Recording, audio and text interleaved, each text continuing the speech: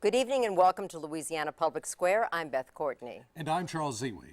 Tonight we tackle property taxes with our citizen audience and with you at home. Spending money is often at the center of our discussions, but tonight we'll talk about the revenue side of the picture and questions of fairness in assessing property in Louisiana. Just about 2 out of every 3 homeowners in Louisiana who have a homestead exemption pay no property taxes at all. In fact, property taxes are considered to be the holiest of sacred cows in this state, the proverbial third rail of politics that can quickly lead to the end of a political career. Compared to the rest of the U.S., Louisiana's property taxes are low, but the state makes up for reduced property tax revenues with high sales taxes, the 8th highest sales taxes in the nation. The larger issue, however, is whether assessments are equitable. Last year, the average sales price of a home in New Orleans, according to a recent Times-Picayune survey, was 70% higher than the value placed on it by local assessors. Disparities between property values and assessments are rampant statewide and may be costing local municipalities tens of millions of dollars in lost taxes. In New Orleans alone, experts estimate the city is being shortchanged by as much as $52 million a year. Governor Kathleen Blanco contends glaring inequities have led to a crisis of confidence over the fairness of the entire property tax system. People don't have confidence in it. Jim Brandt is president of the Public Affairs Research Council, which for more than 30 years has argued for property tax reform. It's not, in many cases, based on the professional expertise of the assessor or the appraiser, and in some cases it's who you know and the political nature of the job. To Livingston Parish Assessor Jeff Taylor, fairness is the issue. People don't mind, they really don't mind paying taxes that have been voted in as long as they know that everyone is paying their fair share. For so long, that hasn't been the case.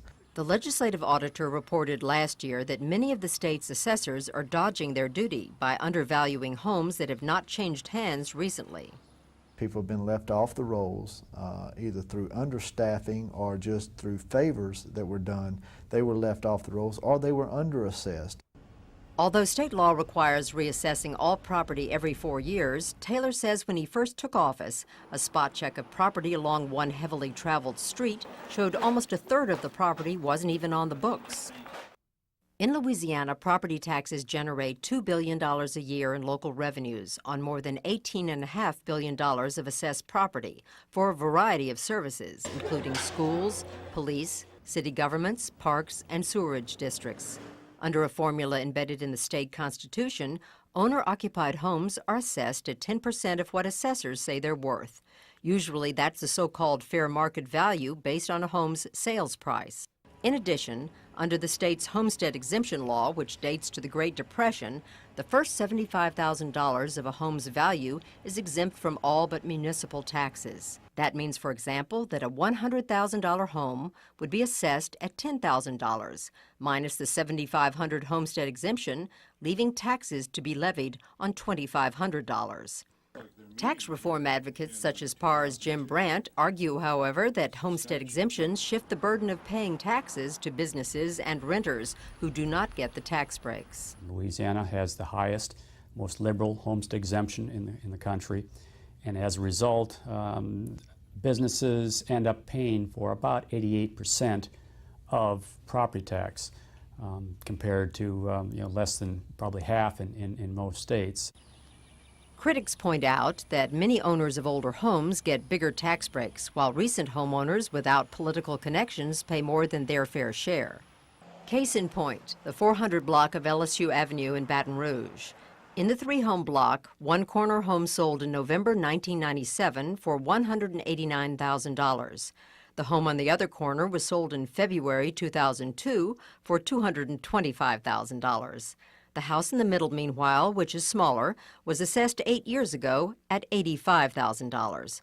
While the older home is taxed at only 9.2 cents per square foot, the homes on the corners are taxed at nearly 53 cents and 58 cents per square foot, respectively. After reading newspaper stories about property tax problems, Jim Purgerson compared his home with others nearby. He found $600,000 and $700,000 homes on the rolls for $150,000 and $200,000. I was surprised to find that some people weren't paying hardly any taxes, and some people that had moved in recently or bought a house recently were paying at the top of the scale. Purgerson appealed the assessments to the East Baton Rouge Assessor and the City Parish Council, but got nowhere. Baton Rouge School Board member Pat Smith says such chronic underassessments have a devastating impact on public schools. So if you have the local dollars that are low and not actually providing for the enrichment of your budget, it means that you're not able to pay your teachers well, because teachers rely on their sustainability of dollars, which is from a property tax, to be able to pay teachers. The Blanco administration is pushing assessors to post their tax rolls on the internet as a way of demonstrating that taxes are being applied fairly. So far, 60 of the state's 70 assessors have agreed to be part of the project. In New Orleans, where much of the property has reportedly been undervalued, longtime assessor Tom Arnold bristles with suggestions of wrongdoing and that there is a crisis in the handling of property taxes. And he contends linking taxes to inflated property values would be a mistake. Local governments, he asserts, need to cut spending. And you start raising people's property tax, $1 a day, $365 a year, they're going to decide, well, am I going to eat this week or am I going to take medicine this week? So we got to come up with some better breaks or some better margins to protect the homeowners. Just because they're a homeowner doesn't mean they're wealthy and unlimited resources. The reality where property taxes are concerned is that in Louisiana, business and industry pays 88% of all property taxes, despite the perception that individual homeowners pay most of the property tax bills. How do we know that, about those conflicting opinions? Well, we asked our participants here tonight a series of questions about their attitudes on property taxes when we invited them to take part. Our survey was conducted by the Riley Center for Public Policy Research at LSU. Using random digit dialing, we recruited the participants from the Baton Rouge metropolitan area. First, a few quick words about our participants based on what we found out in the survey. They are mostly upper middle-aged homeowners who have a median income of between $40,000 and $50,000 a year. They are mostly moderate to conservative Democrats by party. A majority believe property taxes are about right and should be kept at current levels. 80% of our participants tonight knew what the homestead exemption is, but 20% did not. And nearly 46% say they believe individuals pay more in property taxes compared to business, when in reality just the opposite is true. So we begin our discussion tonight with a matter of perception. Tell me what you think about property taxes in terms of what you believe about what's going on in the state with your own property taxes and your neighbors and across the state. You, Rusty? At the moment, I think that in my situation, I fall into that $75,000 homestead exemption. And I'm feeling pretty good, but they're building new houses nearby, and soon I think that the property value is going to rise, and I'll start paying taxes for it pretty soon. So far, I think it's going pretty good for me. You're not paying in taxes. Right. How about you, sir? I pay a lot. Tell me about it, Woody. Well, I lived in a home that was really larger than the one I have right now, and I pay now 8 times as much. The home I moved into was a better home. It was better appointed, but nevertheless, I pay pretty much property taxes. Frank? Well, I'll say that the property homestead exemption tax has been on the books for 20 years. And everything else has rose since those 20 years, and all the other tax. I cannot understand why the homestead exemption did not rise according with the other ones. You take $75,000 home back 20 years ago, how much would it take to build a home the same size that it took for that $75,000, and which would probably be around $140 to $150. So if this tax was implemented to give the public a tax break, what happened? Why did everything else rise and not the homestead exemption? Well, it actually dates back to the Great Depression. So That's it's when a it little bit longer started. than that's Oh, right. yes. I got that too. So what would make you happy, Frank? Well, I would say everything else rose. In 20 years, it stopped at 75 20 years ago. I want to know why it didn't rise more so than what it is now. How about you, Thama? What do you think? Well, first of all, I believe in property taxes should be fair across the board. And, well, like the home that I live in now, I'm sure I'm paying a nice amount on taxes because of the home that I live in. And, but I do know that the property taxes are not fair. And as was stated before, and I've seen different articles on it too, I think we need to bring the fairness in. And when we look at property taxes, we want to make sure if we're paying the taxes, and I don't think people will mind paying taxes if we look at the resources that we're using them for. Does that mean paying more property taxes? It could be more or it could be the same, but we do need resources in in Louisiana, especially when we look at our highways, that we do need to make some improvement. Emma's wants to make a point back here. What? Yes, expenditures are the problem. You know, it's not the taxes. We know we're gonna have, they're here to stay. Taxes are here, but we're concerned about how they're being spent and in what direction they're going. And they're taxed for one thing and paid out for another, and that's a problem with the people. Robert? Well, I came here tonight to find out why the process has to be so subjective and so political. We don't elect the people that collect severance tax or sales tax on a parish-by-parish basis. It seems to me that this should be a ministerial function, and as a businessman, I deal with appraisals and having to make decisions on the value of property, and we ought to use those same principles, which are not rocket science level issues, the same way. But it seems just to me that as long as politics, I wanted to ask one of the assessors, what's the difference between a Republican assessor and a Democratic assessor? You're going to get that chance, by the way. Three assessors from around the state are going to join us after our break here tonight.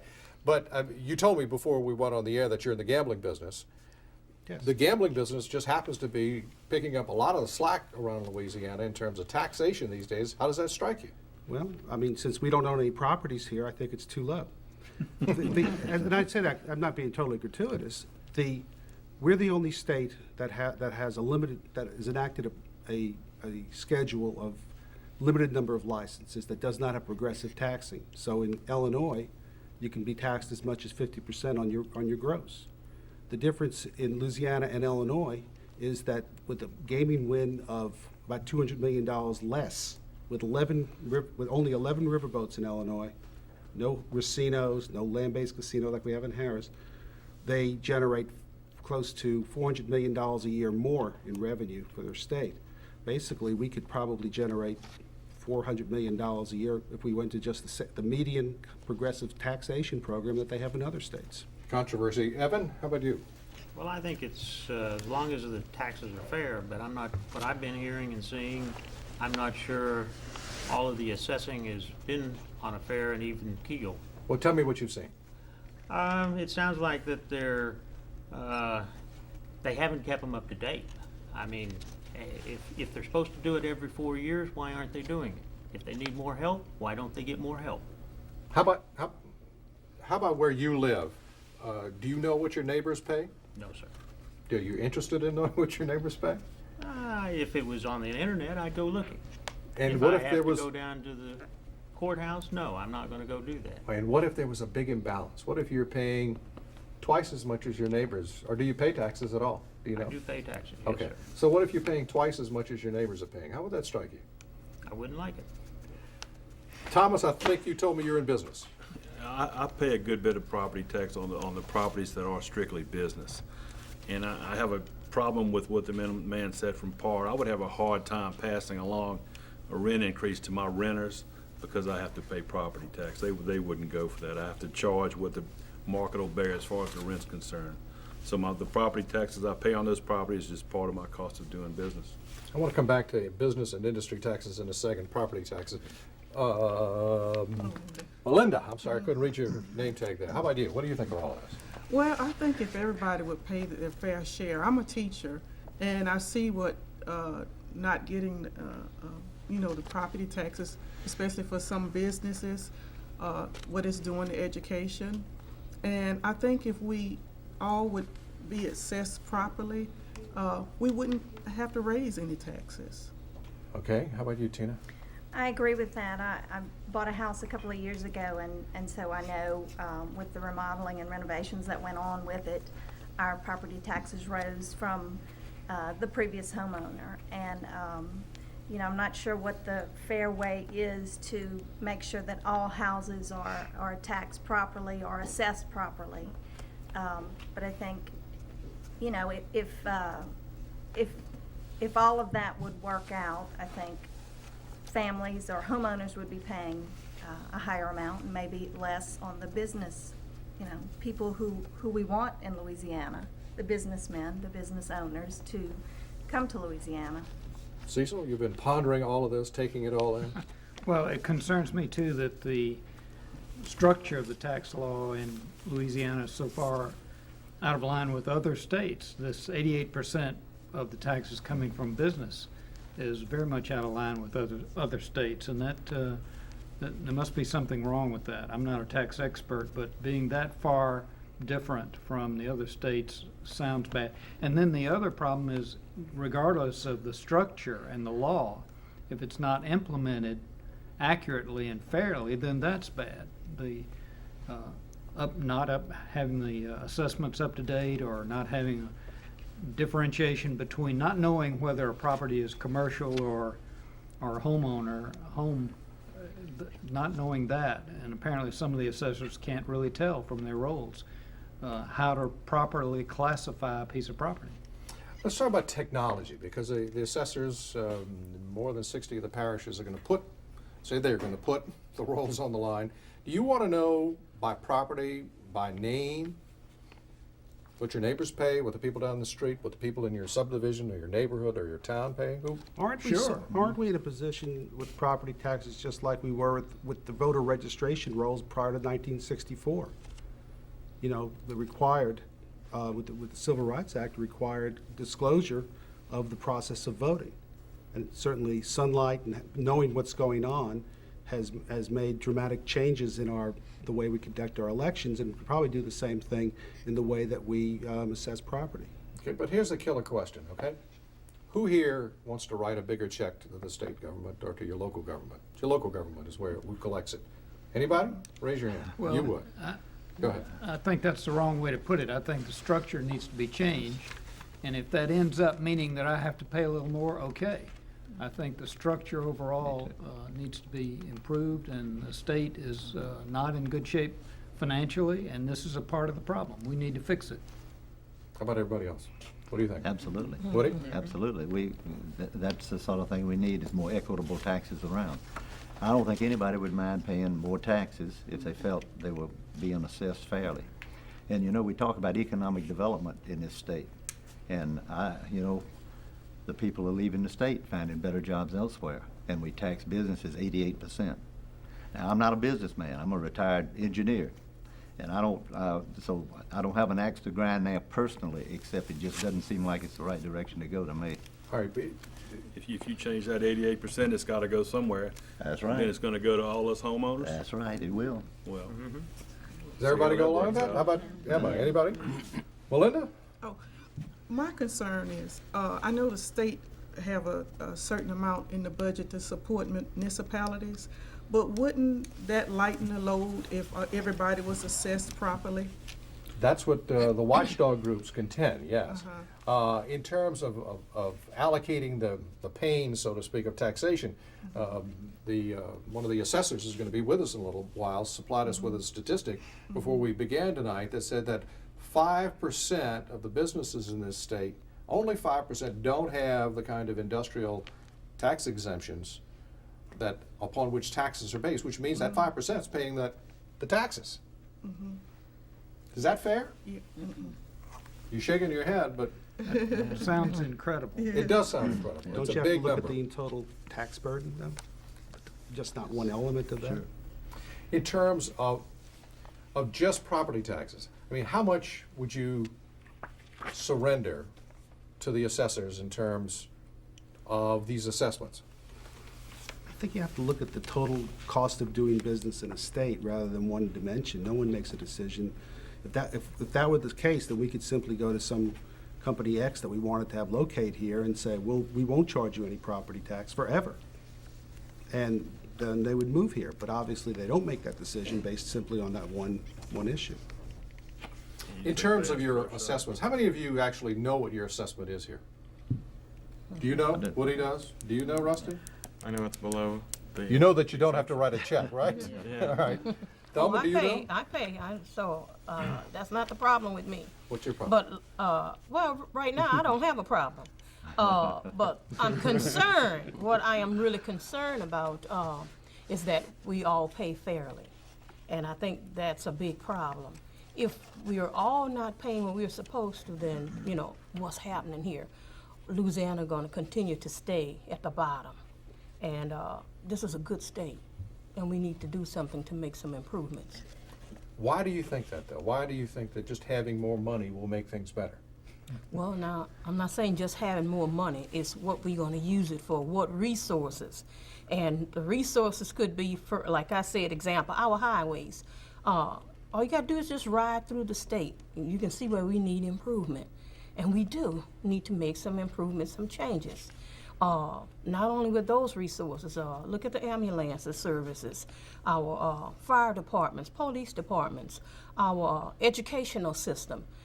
When we take into account all of those things, that let's look at our proper resources and how we're using them. Of course, education gets the big draw on a lot of that property tax revenue.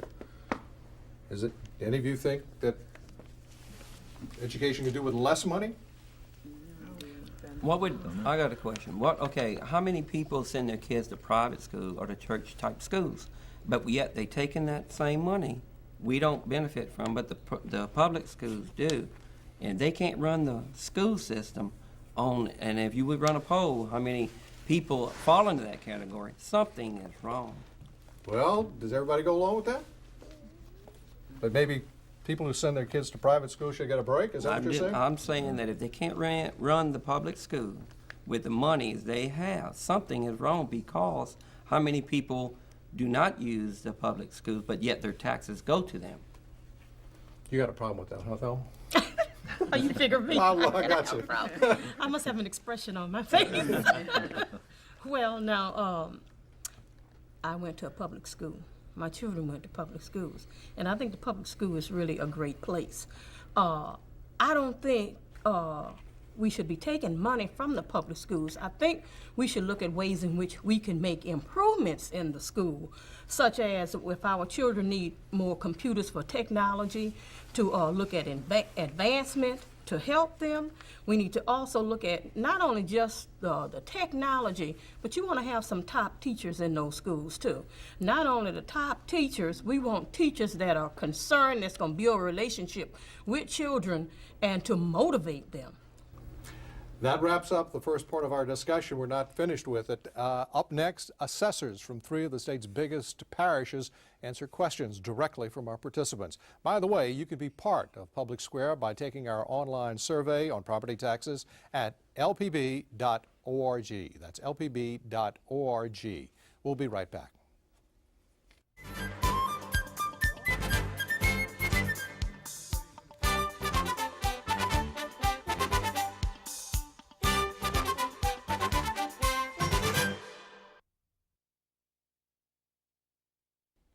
As we continue now in Public Square, we're joined by 3 assessors at the center of the debate over property taxes. First, Lawrence Chehardy has been assessor of Jefferson Parish since 1977, succeeding his father in the job. And like his father, he has been one of the state's leading proponents of keeping the $75,000 homestead exemption. Also with us tonight, Lafayette Parish Assessor Conrad Comeaux, who was elected in 1999. Mr. Comeaux is a proponent of using technology such as digital mapping and computer-aided mass appraisal systems to come up with what he says are the most accurate property assessments possible. And finally, Bobby Edmiston, assessor for Bossier Parish since 1998. Edmiston has established a website where taxpayers can conduct business through the internet and is currently developing a geographical information system, or GIS, and he can explain what that's about. But first of all, your questions. What do you want to ask? I would like to ask all the assessors one question. Are y'all familiar with the bill coming up, 806? Very much. And do you agree with it? I'd like to hear each one of y'all's answer. Before you answer that, somebody explain what that's about. Well, let me try to do that. What has happened is that the state has come in, the legislative auditor and the Louisiana Tax Commission has come in and said that some of the practices of the vast majority of assessors with regards to who gets the homestead exemption, they're saying is not legal. They're saying, for example, that surviving spouses with major children, in other words, mom or dad passes away, leaving 2 children, both of whom are over 18 years of age, the state is saying the mother is not entitled to a homestead exemption. Senate Bill 806, which is going to be amendment number 4 on the ballot on November 2nd, is designed to address those issues. And if that bill passes, if the voters approve it, then surviving spouses will continue to get the homestead exemption. It also updates the homestead exemption to today's reality. People, for example, do estate planning. They put their home in a trust, or they may retain a lifetime usufruct or a usufruct on their home and pass the naked ownership to their children. The state's saying that, particularly in the usufruct scenario, that's not legal. You can't keep your homestead exemption and do that. This legislation will allow that to happen. So basically what it does is it updates the homestead exemption for today's world and ensures that many people who have been getting the exemption will continue to get it. Is that right, Mr. Comeaux? Well, I was one of the opponents of that legislation because it did several things in my estimation that were harmful to people in Louisiana. One of the provisions in that bill allows individuals who have agricultural use value on their property to include that low value as part of the computation of their homestead exemption, which means they end up getting a double tax break that you and I can't get, or many of us can't receive that double tax break. Secondly, the issue with a widow with adult children, grown children, who owns the house together, that currently is allowed under state law with Attorney General's opinions to back it up. And what this bill also did was open the door wider to allow more individuals who didn't qualify for homestead exemption to now qualify for homestead exemption, which means you're taking more and more people out of the tax-paying body, which means those of you left paying taxes on your property will now pay more because you take less, or you're taking more people out of that tax-paying body. Let's hear from North Louisiana. We don't have to resolve things tonight. We just need to ask the question and get the discussion going. Mr. Edmiston. Bill 806 was a very big bill. It had a lot of parts and a lot of components to it.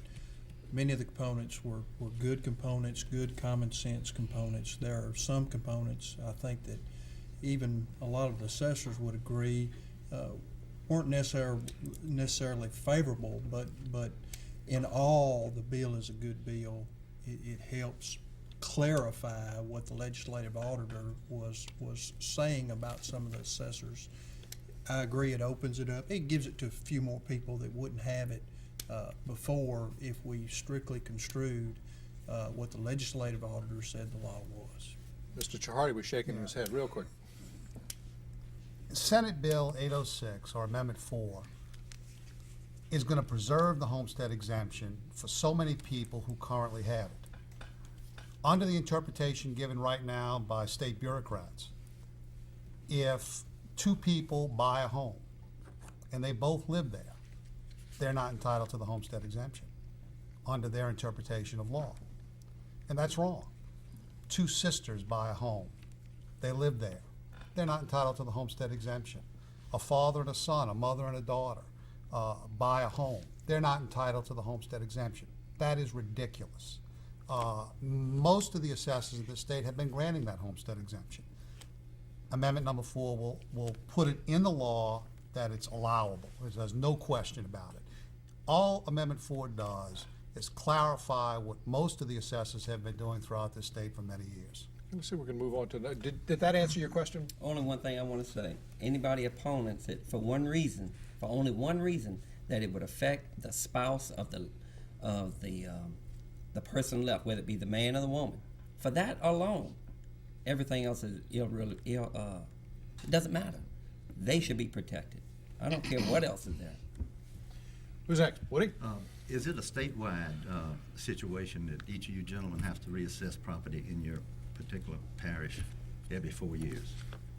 And is that realistic with the staff you have? Because it's been my experience that when you buy a new home, you pay kind of top dollar on that home at that point in time, and as time goes on, well, maybe I shouldn't admit this, but my assessment hadn't changed in a while, and which is great. But we all talk about fairness, and nobody minds paying their fair share and all that sort of thing. And I felt like I wasn't paying my fair share. I was paying more than my fair share early, and now maybe I'm getting, maybe it's getting more in line or something of the sort. But it really hadn't changed in a very long time, and it's I know it's an onerous job. Is it realistic in y'all's particular parishes? Do you have enough help to actually do that every 4 years? In Bossier Parish, I do have enough help, and I do it every 4 years. You know, what I look at in my parish is I look at all the sales of all the properties, and I use those sales to determine the values of like properties in neighborhoods. You may go down the street of a particular neighborhood, and if you look at every assessment, and assume it doesn't have some type of exemption like the over 65 exemption or something where it throw it out of line, they're all going to be fair. I don't put houses on the rolls for what a particular house sells for. I use that sale in conjunction with many other sales to determine a average square foot price for all like properties throughout the parish, and I do it every 4 years. In answering your question, we are mandated to reassess every 4 years. Some of the problems that you've read about and heard about, such as in Baton Rouge and other parts of the state, because assessors, and in my case as well, we inherited situations where, just what you were mentioning, they maybe were not reassessed for several years. Well, then I had to go in and reassess in 2001, and there was an average of between 30 and 35% increase in values, which is a huge jump. But if my predecessor didn't keep it up to date, then that means that I had to bring it up quite a bit. And I think the same situation is happening in Baton Rouge. In answering the other part of your question, no, we don't have enough staff to do it every 4 years because, again, our predecessors didn't keep up necessarily. Bobby was lucky. His predecessor did keep up. How did that affect your popularity? Well, you can about guess. But as long as people felt that they were being treated fairly, they understood. Emma and then Bob. Well, really, it's not a matter of where the tax property is after it's collected. Where are we then? Because most homes, are you saying that we're not? Wait a minute. That's all right. We're not assessed. You know, everybody's not assessed. You know, at the same. It wouldn't be the same amount, but at the same percentage rate. If everybody's assessed at the same percentage rate, then, you know, the money would be there. The problem is that some of the older homes were not brought up to today's date in their values, today's values. So in other words, if you had a home that was built 40 years ago and you've been living there, as some of the gentlemen here said earlier, that home might have been brought up to, say, $150,000, whereas other homes in that same neighborhood were sold recently for $225,000. But your home wasn't brought up to the $225 level. You've been staying at the $150, so you've really been getting a break. And that's part of the problem here, is that they need to be brought up to where they're all fairly treated. And then you're right, there would be enough money. I wanted to follow up on a comment that Woodrow made in terms of your popularity based on doing your job, which relates to the whole role of politics in the assessor's business. You know, you're talking about sophisticated geodemographic mapping, and you're doing GIS systems and all these sophisticated procedures. What is the role of, why do assessors need to be elected? We don't elect the people that collect the severance tax on parish by parish basis, nor the sales tax. The people that do that. Isn't your job becoming more and more ministerial given the new technologies and information sharing And then I wanted to ask Mr. Chehardy, what's the difference between a Democratic and a Republican assessor? You'll never find out at this table because we're all Republicans. There's your chance for a cheap shot. I don't do that. You know, the decision of whether you're going to have an elected assessor or an appointed assessor is a political decision. But I would ask you to keep in mind that, number one, I don't agree that the assessor's job is purely ministerial. I think there's a lot more to the job than simply collecting a tax. Certainly appointed, someone who collects a severance tax, all they're doing is literally collecting. An assessor's doing a lot more than that. In addition, the assessor, if you have an assessor who is appointed by the taxing bodies, that assessor then is beholden to the people who are putting the pressure on the assessor to make sure that the assessments are high enough, that the revenues are high enough, that they, as members of the parish council, the school board, the police jury, don't have to go out and raise tax rates. They can blame the assessor. They can say that it's the assessor's fault that your tax bill went up because the assessor is the one that raised your assessment. So his loyalty is going to be to the taxing body. An elected assessor is responsible to the public. I think if someone can put you in jail, if someone can arrest you, and if someone can have that kind of role in determining what your tax bill is going to be, what your tax liability is potentially going to be, I think we ought to elect those people. As a follow-up, one of the things that we've been talking about is the idea of greater equity, greater fairness in the whole procedures. What y'all talking about is providing a much more open, systematic way to do it that seems to be self-correcting. In the case where there's a rogue assessor that's appointed by a school board at a levy district, it's a self-correcting system under the goals that you gentlemen seem to be doing, because it would be obvious for everyone that there's a malfunction in the system. And I'm just saying this with, so it's just it's been an issue for me for many years. Why do we elect all these assessors? Some of them, some parishes have more than one. 7 in New Orleans, to be exact. Only One parish has more than one. Let me tell you why it's important to have them elected versus appointed. In my particular case, had I been appointed and gone through that reassessment in 2001, increasing the property values as I did, my phone would have been ringing from all of those people that appointed me, putting pressure on me to help so-and-so, to lower so-and-so, to do this for so-and-so. And if I don't do that, then guess what? They're going to look to replace me. Whereas I was shielded from that. I just handled everybody fairly. And that's the way it should And that's be. the way it should be. So I didn't have anybody saying, leaning on me to lower yours or lower yours simply for political reasons. And as long as we treat people the same and fairly, then there's not a problem. So you're saying by taking politics out of the equation becomes apolitical? Right, it can become that. Bobby It wants was to in my add case. something real quick, and then Melinda. The only way that you can fix the whole, you have to take politics out of politics is the only way you fix it. I mean, what are you going to say next? That the sheriff that fixed a parking ticket for somebody, well, now they need to be appointed because they're helping a friend, or the DA that doesn't prosecute this person, well, they need to be appointed because they're helping somebody. I went through a reassessment 4 years ago. I had an opponent this past year. I got 76% of the vote. So while, yes, 4 years ago there were people wrapped down the hall, around the buildings, all the way back to Bossier City, I think the bottom line was once people came up and saw that they were treated fair, they still may not have liked it, but they understood it a whole lot better. Melinda? Okay, isn't it simple as just having like a job description?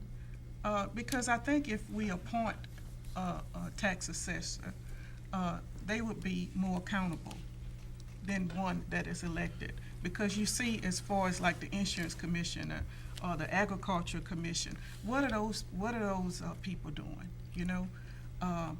So it's as far as other departments in the state government. So there is a job description. The job description of the assessor is in the Constitution of the state of Louisiana. And through the law, it tells what the assessor's job is, what they're supposed to do, that we're supposed to reassess every 4 years, that we're supposed to reassess at fair market value. That whole job description is in the Constitution of the state. Let me just inject here that the State Tax Commission, which is appointed by the governor, oversees and theoretically has the power to come in and tell these gentlemen to correct their assessments or to redo their assessment. That doesn't happen much. It hadn't happened much, but it does happen. Cecil. I'd like to ask why the state has such a disproportionate share of its taxes paid by business and industry. We've heard that 88% of the tax revenue is from businesses, and that seems way out of line with other states. How do you feel about that? Mr. Comeaux, you brought me a chart that seemed provocative to me about the disproportionate share. Part of the problem there is that businesses, 95% of the businesses in this state have no exemptions that are available to them. There is an industrial tax exemption, but that's only available to a small number of manufacturing companies in the state, less than 5% of all of the businesses in the state, which means all of the companies that we work for, you work for, have no tax breaks. They are taxed at a higher percentage of fair market value than residences. Residences are taxed at 10% of value, businesses are taxed at 15 and up to 25% of their value. So somebody with a home that's worth $100,000 sitting next door to a business that's worth $100,000, they're not going to pay anywhere near the same amount of taxes because 95 to 96% of the homeowners in this state can take an exemption. That business sitting next door cannot. Well, who's picking up the burden? The businesses in this state. Why do you think people don't want to locate here? Look at our tax structure. And then what does that translate into? More jobs. If we were less burdensome on the businesses, they bring more jobs, well then we have more people employed in this state paying additional taxes. So it all comes back in the long run if those businesses locate here. Does that answer your question, Yes, Cecil? except that what is your view? I'd be interested in the other views. Is this a common view that this is out of whack with other states? To begin with, the small business people in this state, the truly small business people, which is the backbone of business in Louisiana, they're all homeowners. If you get rid of the homestead exemption, they have no tax breaks at all on anything because there's nobody stepping up to the plate to give them a tax break on their businesses. The only tax break that they're getting is the tax break on their homes, and they're saving a few dollars on their homes. Now, that's radically changing as the years go by. In a parish like Jefferson Parish, for example, in 1982, when the exemption went to $75,000, the average sales price of a home was $75,000, $80,000. In today's world, in Jefferson Parish, and I'm not talking about the whole state, I know Jefferson the best. In Jefferson Parish, the average sales price now is $130,000 to $140,000. On the east bank of Jefferson Parish, it's more like $160,000, $170,000. On the west bank, it's more like $110,000, $115,000. So those business people that we're talking about, those truly small business people, if it's not for the homestead exemption, they get no tax break. And taxes aren't going to go down. That's the big misnomer. Get rid of the homestead exemption and taxes are going down. Nope. Get rid of the homestead exemption, homeowner taxes go up. The local government's not saying, or the state government for that matter also is not saying, oh, we have more than enough money to operate, we just need to reshuffle the deck. They want more money. So getting rid of the homestead exemption is not going to lower anybody's taxes. It's going to raise taxes on homeowners, and then you have the ripple effect. Homeowners' taxes go up $800, $900 a year. What happens to his salary? He's got to pay that tax bill. Business is going to have to help pick that up. Let's talk a little bit about internet and technology and putting assessments online. Anybody, Thelma, I think you were talking about seeing what your neighbors pay. Do you have any questions about that? Well, my question really has been answered earlier about the fairness. And one thing that you mentioned with the different taxes in Jefferson Parish, I thought was really interesting. But is it going to be totally fair throughout the state? Would be more of a problem for some people, or is it going to be fair? Now, all assessors, I know you're in the organization, so are all the assessors speaking the same language, that we are going to make sure that the taxes are fair and that everyone is paying their fair share? Well, to begin with, we're talking about taxation. So the word fair is a lofty goal. But I mean, we can just go into the basic structure of tax law, any form of tax law, and there are always going to be inherent degrees of unfairness. But I can tell you that, in my opinion, there's not an assessor in this state who is not trying to do the best job that he or she can do with the resources that they have available to them to do their job. The assessors are trying to do the best job that they can. I'm not telling you there's not maybe one person somewhere. We've got 70 assessors. I'm not about to say there's not somebody somewhere, but I can tell you as a group, the vast majority of assessors want to do a good job and are trying to do the best job they can. And I think you all will agree with that. Okay. Now, for example, if we use technology, computer, we're looking at putting the properties on computers and computerizing it. Are you going to be able to keep current with what's out there on actually that we can see on the streets? If some are missing, whose job is it to go around in the communities to check that out? Well, let me just interject here, Mr. Chehardy. You were going to take part in the program. Now you're not. That's correct. I am going to place the Jefferson Parish assessment rolls on the internet this year.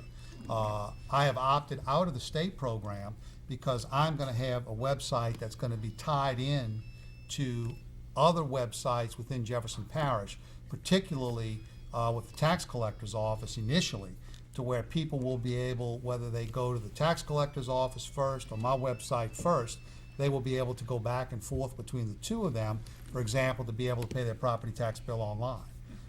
So, Mr. Comeaux, Mr. Edmiston? Approximately 2 years ago, I went online with my tax roll, and I don't have a problem putting the information online. I did it for a lot of reasons. You know, in Bossier, the county seat is Benton. The population center is Bossier City. It's about a 12-mile drive. And so to get in your car and drive to Benton to look at your assessment is just hard to do. So I did it to try to make it where people could look it up easier without having to drive up there.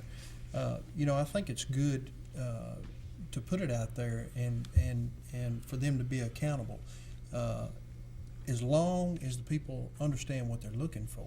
You know, if somebody goes in and they put the name John Smith and they pull up, John Smith may have 20 assessments, and they may be looking at a rent house that John Smith owns thinking, well, his house is not assessed fair. Well, they're really looking at a rent house. So the public has to have some knowledge on how to use the system and navigate through it. Or you may be looking at John Smith's business and saying, wow, you know, boy, he really pays a lot. And so there's more ways. I don't do it where you search by name. You have to search by municipal address or the assessment number. You have to have one of the two to be able to search by. If you want to get in your car and go down the street and write down everybody's address, you can come back, put it in the system. It'll show you everybody's assessment, the name of the person that lives there. Good, Mr. Comeaux, and then we're rapidly running out of time, believe it or not. I want to give Rusty and Tina a chance to ask the final questions if you so choose. Mr. Comeaux first, then. We put our assessments on the internet in 2001, and like Bobby, you can search by address. The one thing I have not done is put individuals' names on there because in talking to people in civic groups and around town, they were very uncomfortable with having their information put on the internet for anybody to find their name. True, it is public record and you can come down to my office and see it, but they didn't want it to make it that easy for just anybody to find their personal information on the internet. So they can find the assessment amount, the amount of the taxes, the address. You won't find the name of those individuals, at least on my website. Other assessors do put the names. Tina? One of the background facts that we were sent says that 2/3 of the homes in Louisiana are fully exempt from property tax. Do you feel that is a true statement? That just hit me as something you didn't know. Right. The actual number is that 2/3 of the house that have a homestead are exempt. There are many more houses. There are rent houses. There are rent mobile homes. There are other residential properties that figure's doesn't take into account. That's 2/3 of all the houses that qualify or have a homestead exemption or 100% exempt. Now, what you have to understand, you take a house in Bossier Parish or Lafayette or Jefferson Parish, that's a 3,000 square foot house. You take that house and you pick it up and you put it in rural Louisiana, it's not worth the same amount that it is in our parish. Maybe the same size, maybe the same year construction, but it's not worth the same. It's market driven. I think the three of us use the market in our area to decide the value of houses. But we don't decide the values in the parishes next to us. We don't have that privilege. Either of you want to jump in there? Bobby's right on target with that, and that the number is this year, as of 2003, 63% of the homes that participate in homestead exemption are completely exempt, which means they pay 0 parish property taxes. Now, if they're in a city, they may pay municipal taxes, because the homestead exemption applies only to parish property taxes, not to municipal property taxes. Meaning for police, fire, recreation districts, that sort of thing. But that is part of the problem that Cecil brought up earlier. When you have 63% paying absolutely 0, that means the rest of you who are paying property taxes carry the burden for that other 63% that are paying 0. In Jefferson Parish, the numbers are the opposite. I mean, the homeowners in Jefferson Parish pay property taxes. We've had a huge increase in property values over the past 4 years, and it'll be a much larger number that are paying taxes in Jefferson Parish after this reassessment is completed.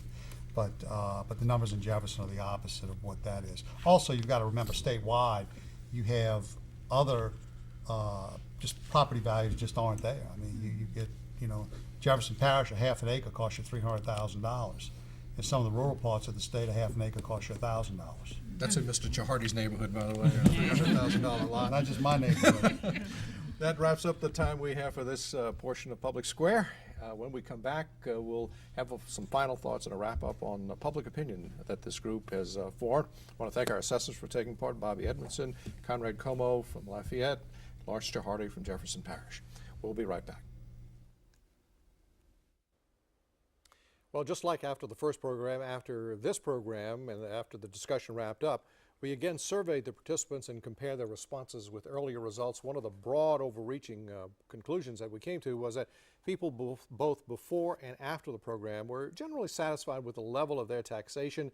They thought that maybe before that they were taxed a little too much. After the program, they thought that those levels were basically okay. They were a little bit more comfortable with those levels. But there was a real significant finding in terms of fairness. In terms of fairness, the audience, of course, was from the East Baton Rouge Parish region, the area. The assessors were from around the state, Bossier, Jefferson, and Lafayette. And after listening to those assessors, the East Baton Rouge Parish audience seemed to think they had a dramatic shift going into it. 36% thought it might be unfair. Now 63% thought property taxes might be unfairly assessed in East Baton Rouge.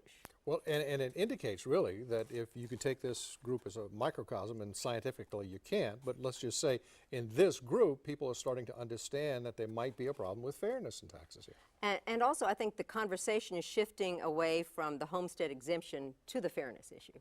And also, going online across the state, people seem to like that idea as well. They like it. I don't know how much they'll like it after it goes into effect. One of the broad things that, by the way, we found out both from the first program to this program was that as people get involved in the process, as they talk about the issues, they become more confident. For instance, both in the first program and this one, going in, people were cynical about state government listening to them, and they frankly thought, according to our poll, that it was run by big interests. But afterwards, there was certainly a sense of involvement, made them more confident about their voice being heard, I think. And that's an interesting reflection. We thought it might just be when the governor was questioned, but on the topic of property taxes, a difficult topic, they too felt engaged and felt that their opinion was listened to. And when they understand more about the topic, they generally embrace those ideas, that they feel more involved.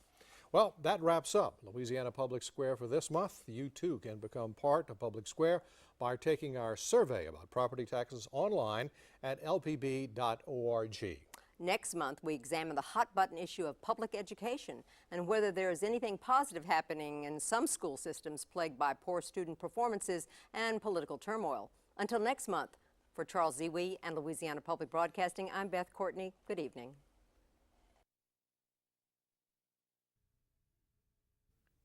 A home video of this program is available. For more information, call 1-800-973-7246 or write to the address on your screen.